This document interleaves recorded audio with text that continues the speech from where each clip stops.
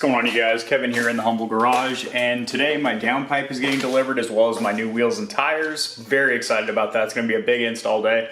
So I'm going to go ahead and pre-stage or prepare for the downpipe installation by removing the current stock one. So I'm going to get my wife's vehicle out of the garage here, get this bad boy up on a couple Rhino ramps or jack and jack stands. I have both. Obviously whatever's going to give me more clearance underneath the vehicle. The install is not necessarily the easiest from what I've heard, but it's also not like the hardest thing in the world. I'm not doing like a turbo swap or anything like that, but I mean, the downpipe's pretty involved though. So we'll see how that goes.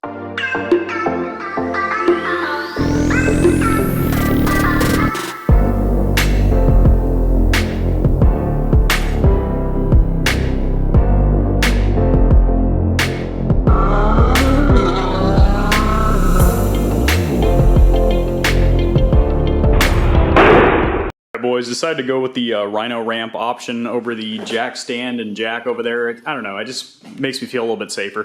Anywho, it took me 3 attempts to get up on these bad boys. They kept sliding out from under me, so what I ended up doing was just pushing them up to the tire and kind of wedging them in there because this floor is relatively slick compared to like concrete or whatever, so it doesn't really give the Rhino ramps the grip they need. I'm thinking about doing some kind of like a rubberized strip on the bottom or some kind of like, yeah, something with a little more grip on the bottom of these Rhino ramps.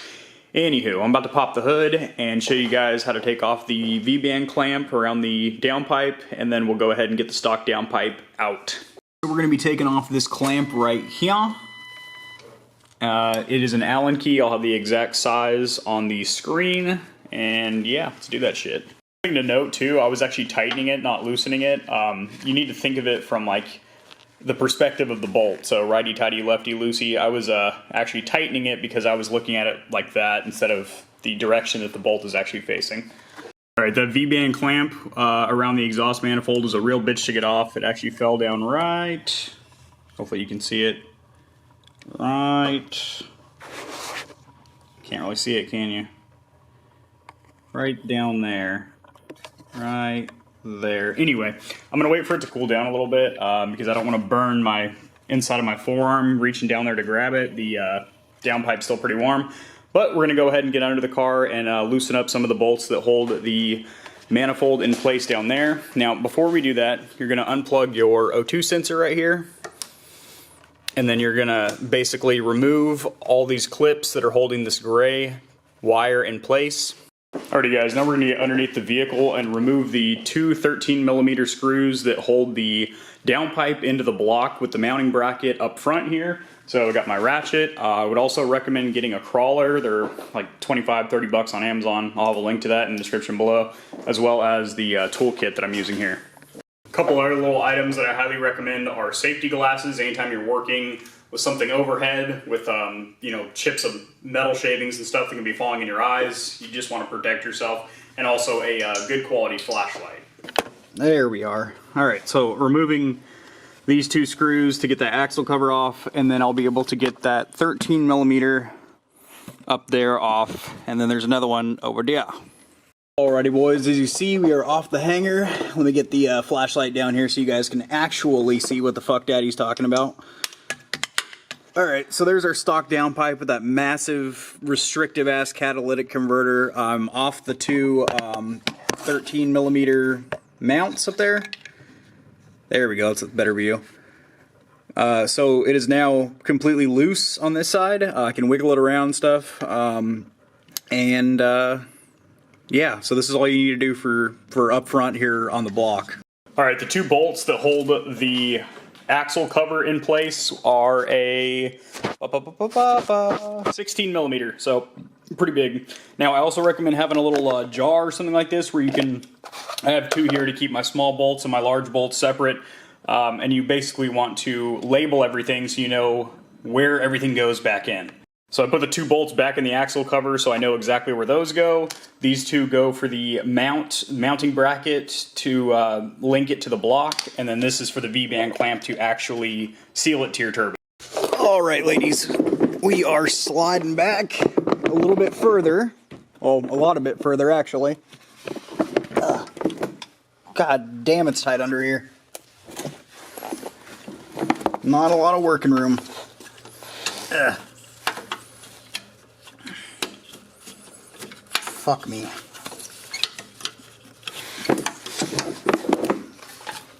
Oh.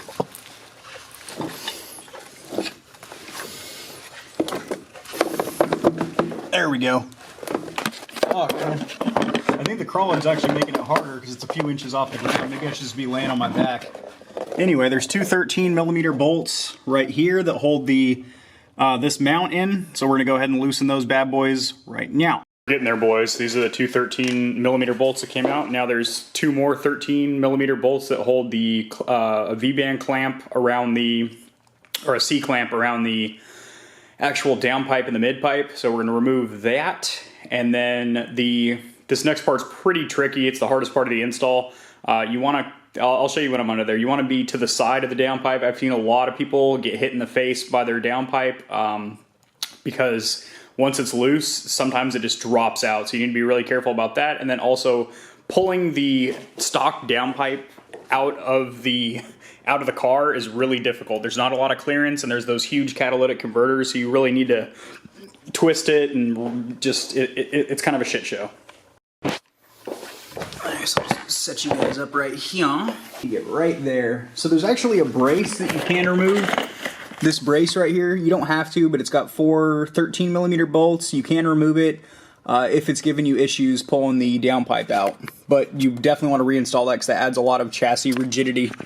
Alright, boys, I got them broken loose. I just had to give them some freaking muscle and WD-40 them bitches. Alright, so I'm off to the right side here because the downpipe's pretty much probably just going to fall in a minute.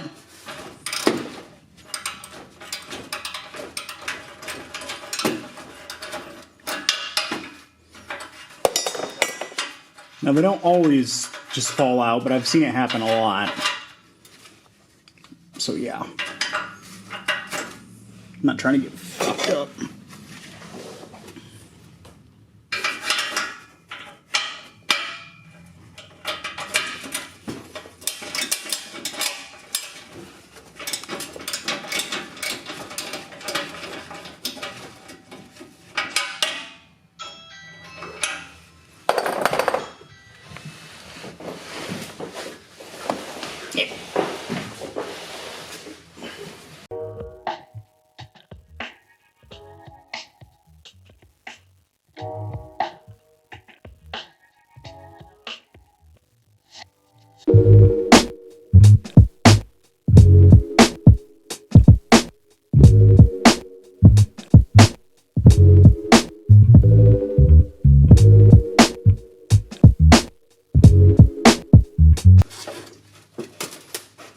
Fucking bolts out, man. Come on.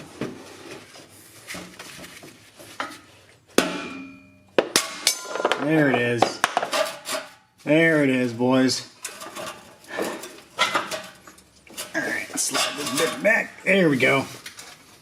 Alright, stock downpipe is loose. Let's get her out of here, huh? Oh, by the way, that little ringy dingy you heard at the doorbell was my wheels and tires. Can't see the wheels, but we'll look at them in a little bit. But all those tires look aggressive as fuck.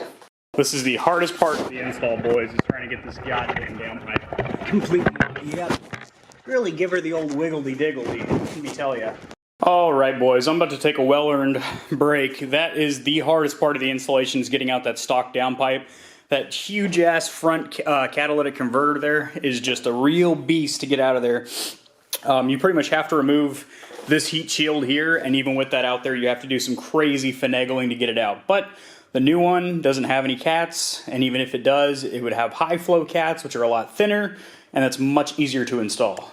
Alright, so I'm going to go ahead and remove the stock O2 sensor, because that's going to be reused on the aftermarket downpipe. Now, I didn't have a crescent big enough, so I'm just using this adjustable here. Put my gloves back on because you want to be careful. This bad boy here has some really, really sharp wires on it that can stab you and cut you. And if it's rusty, if you have an older GTI, get your tetanus shot. A little bro tip, if you ever can't break something loose, get yourself a rubber mallet and just tap on the end there, on the very end where you get the most leverage, and you'll break loose just about anything. That in combination with letting some WD-40 sit on there, man, you'd be surprised how much shitty old bolts you can break loose. All right, to clean this bad boy up, as we are going to be reusing it, I believe some downpipes do not use the stock O2 sensor or any O2 sensor at all. Because I have the Cobb access port, I'm going to be able to flash any check engine light codes or anything like that when I do the stage 2 tune. Alright, we're also going to go ahead and pull off this mount here because this is going to be used on the new, pardon me, the new downpipe. Again, the mallet came in handy for knocking the mount off there, so we're reusing those two parts, and this is now a big old piece of scrap metal. So the stock exhaust, the stock downpipe, has two massive catalytic converters, and it's really good for restricting emissions and deadening sound, but terrible for performance. Alrighty boys, well I got a fat package. This one, not this one. Anyway, hopefully this is the exhaust. I mean, it should be. I can't imagine what else this big bad boy would be. We'll see.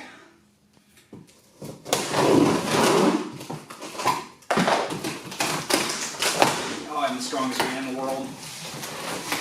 Yeah, it's an exhaust. Oh, it's a big boy. It's a 3-incher, huh? Alright, it's in two pieces, which should make reassembly a lot easier. And then you got your hardware, which is just a V-band clamp. Alrighty boys, so this is what we're dealing with. Looks pretty good. 3-inch diameter piping all the way through. The welds look pretty darn good. They don't look the best, but hey, you know, they're not bad. Especially because this is a very inexpensive downpipe. This was, I want to say, 160 bucks from Carrot Top Racing. I'll have a link in the description below if you want to pick this up. Most of the major companies out there that are selling downpipes, they're between $350 and $700 depending on who you go with. So this is a generic, you know, basically non-branded, kind of like what you'd find on eBay. But hey man, as long as it fits up properly and I don't have any exhaust leaks, then I just got a Catless Downpipe for 160 bucks. It is a little bit dirty around just the opening here, so I'm taking a microfiber and wiping it out. Obviously don't want all that shit in there. Alrighty boys, gonna install our stock components back on this aftermarket bad boy here. So I'm gonna take off this plug here and install our oxygen sensor. Wipe off some of the schmutz. Alright, got the mount on there. They weren't lined up exactly, so I had to kind of give it a little, I don't know, just kind of bend the rubber part a little bit, the rubber gasket on there. But it seems to be on there pretty good now. There's no backstopper, so hopefully this thing, I mean, it's not really going to be going anywhere as long as it's held up from here and, you know, bolted up in front and behind this pipe, but we'll see, we'll see. Right now we're going to go ahead and put the actual manifold on first with the V-band clamp, our stock V-band clamp. Got the bolt for it here. So we're just going to line that up with the turbo.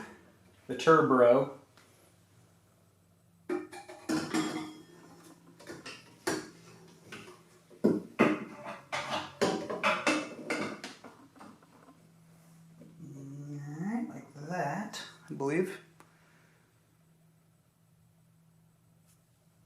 I really hope this bolts up directly. I really fucking do. Put this up underneath this. You never know when you get some kind of, you know, sketchy, overly cheap, something. You know, you never know if it's how the fitment's going to be. Which is always the question. Will it fit? And if it will fit, how much freaking jerry-rigging and finagling will it need to actually fit correctly? Before I tighten that up completely, I'm going to go ahead and go underneath the car, connect that mid-pipe, and see exactly how the fitment's going to be before I tighten everything down. Alrighty boys, I cut the camera for about 45 minutes because I was getting pretty heated, and the process got real complicated real quick. Nothing was really lining up. I had to basically go up and down between the engine bay and underneath the car about 6 or 7 times to tweak and adjust the two different pipes as well as the linkage for the mid pipe to the resonator, and it was just a real bitch to do. I think everything's all, well, I don't think, I know everything's all good now. I'm just tightening everything down, buttoning it up, and then I'll do a quick overview of all the installed parts underneath the car, and then we will fire it up. I'm not even going to flash the tune yet, just going to do an initial start where we can check for any exhaust leaks and whatnot and see what it sounds like, and then I'm going to go ahead and flash the Stage 2 tune and we'll take her for a spin. Alrighty boys, so we got our stock resonator, which is going to be going next. We have this coupling here. I put the brace back in, and then right here we have our downpipe. God, it's tight under here. Stock O2 sensor, that'll need to be plugged back in. And then the very last step down here, I'm really sick of looking at the undercarriage of my car and sliding across my dirty ass garage floor. Anyway, the very last step is to put on this axle cover with the two 16mm bolts. Alrighty boys, I am going to crack the garage a little bit. We're going to get the first start in there. I'm going to get up underneath there, check for any exhaust leaks. Then we're going to cut it, flash the Stage 2 tune, take her for a spin.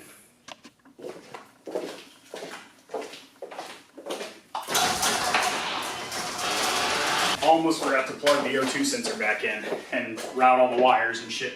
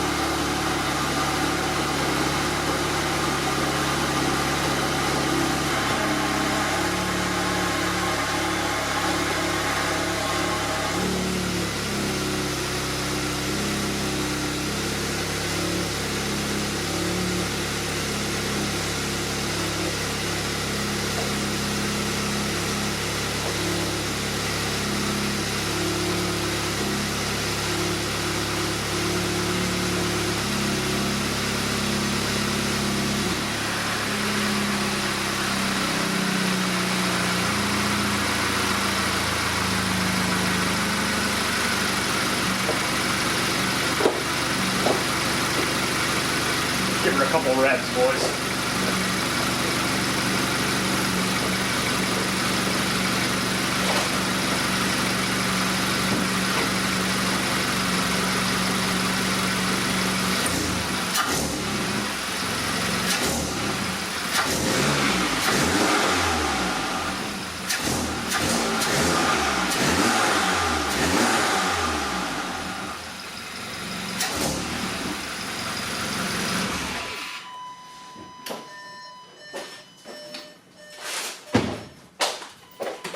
So a lot more turbo noise. You definitely hear the spool a lot more defined, very good.